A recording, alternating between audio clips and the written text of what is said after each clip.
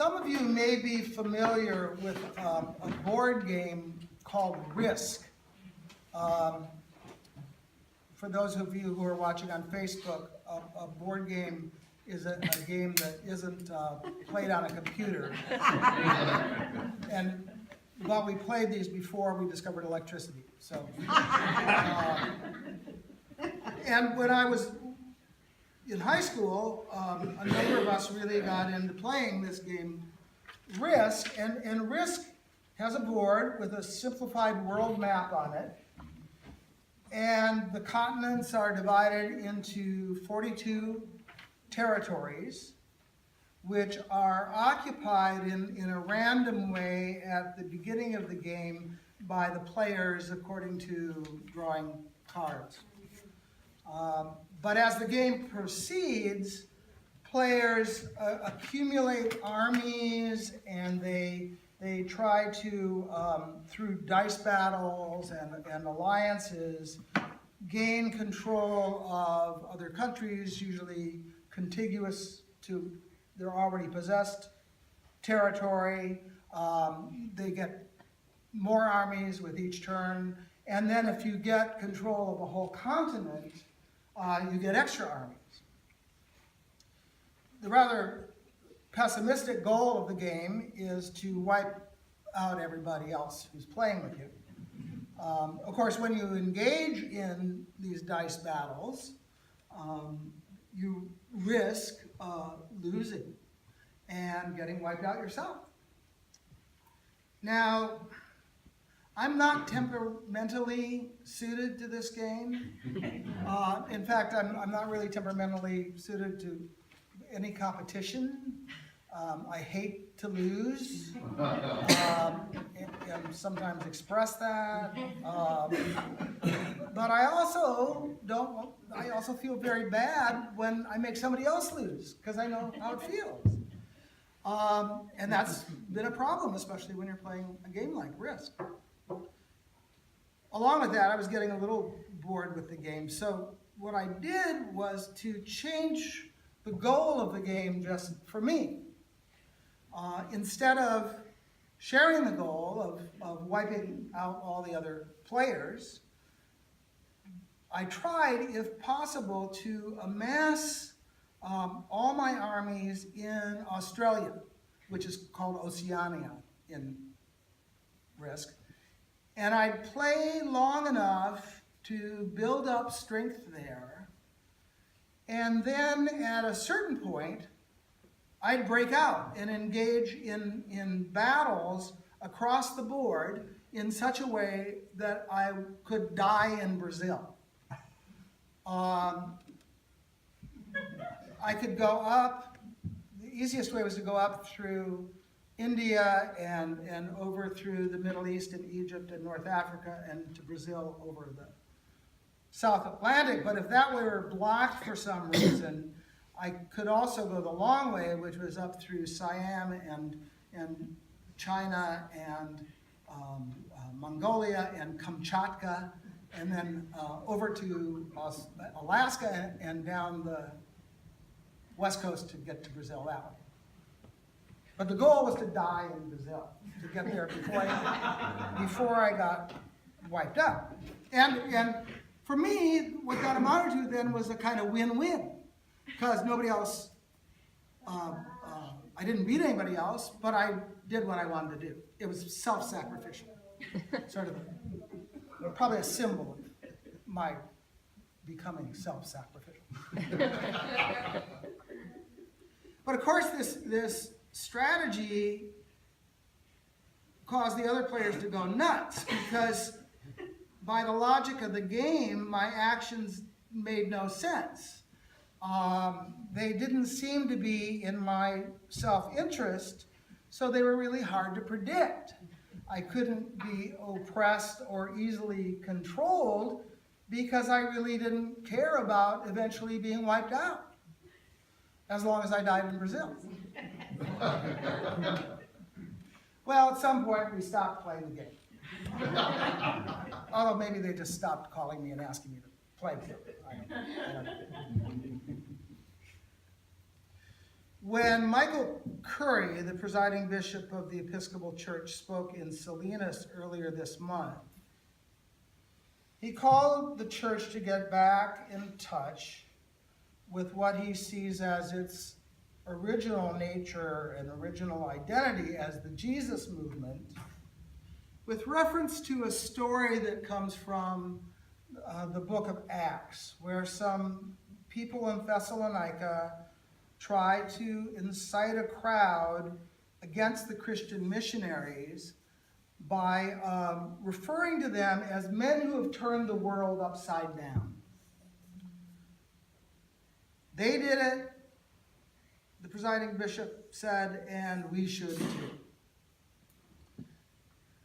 Now, I have to admit to a certain amount of skepticism rising up at that point, because looking back on the history of the church, it doesn't really seem to me that the world was ever really turned upside down in the direction of a Jesus movement. In fact, I think the world has shaped the church more than the church has shaped the world.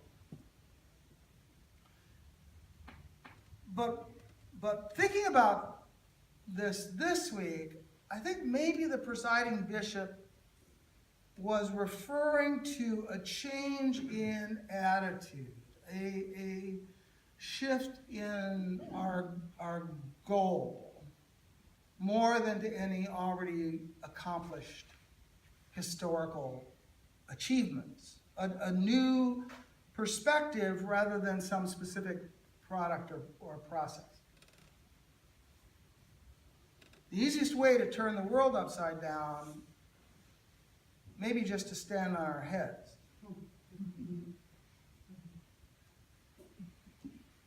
Blessed are the poor in spirit. Blessed are those who mourn. Blessed are the meek and those who hunger and thirst for righteousness. Blessed are the merciful and the pure of heart, the peacemakers, the persecuted, those who are reviled. It's not the way we usually think. That's not the way the game is played. In Luke's gospel, the story is told with Jesus saying just, blessed are the poor. And I think we kind of get that. We may secretly envy rich people and wish that we had a lot of money and didn't have to worry about paying bills and had enough to eat and could travel wherever we want and do whatever we want. But I don't think we usually admire so much very wealthy people. We always have some suspicion of them gaining at others' expense. But we do truly admire spiritually rich people. People who live with a high moral purpose and seem to have a sense of inner peace about them. But Jesus here says just the opposite. The blessed, he says, are those who have a sense of spiritual impoverishment, who have maybe a nagging doubt about their own moral worth, who feel kind of an empty need in their soul that they can't fill.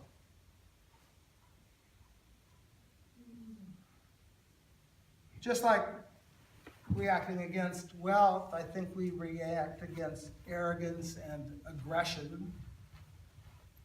Although I did read in the Herald this week a letter to the editor that applauded the fact that the president struck back when personally attacked instead of, the writer said, pausing for thought and then not doing anything.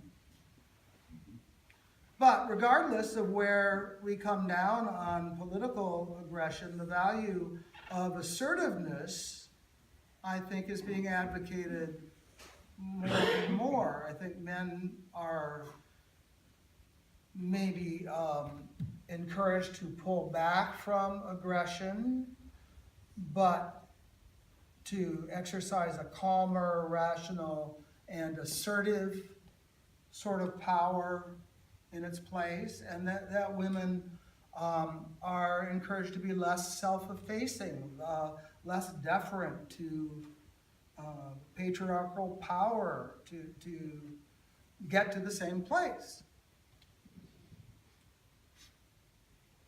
Assertiveness is seen as an expression of confidence and a way to increase self-esteem,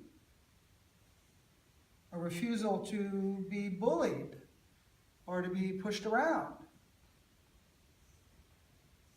But being pushed around or pushed around a bull is what meekness is really all about in a way, and Jesus says we're supposed to be meek, or blessed if we're meek.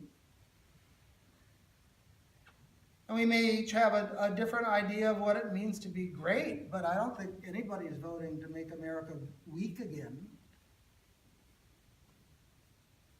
And yet, that's what Jesus is talking about here. If anyone strikes you on the right cheek, turn to him the other.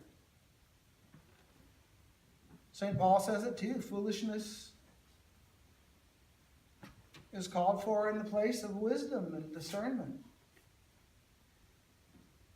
Paul's weakness is his strength, he says. And Micah tells us today that it's not the great sacrifice or the grand gesture that God calls for, but a simple and humble commitment to justice and kindness. God doesn't expect us to solve every problem.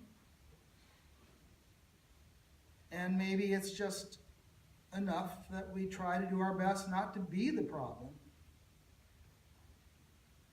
And to look at life differently than we usually do, and the way that we're usually brought up to do, and the way that we look around and see people do who are thought to be succeeding.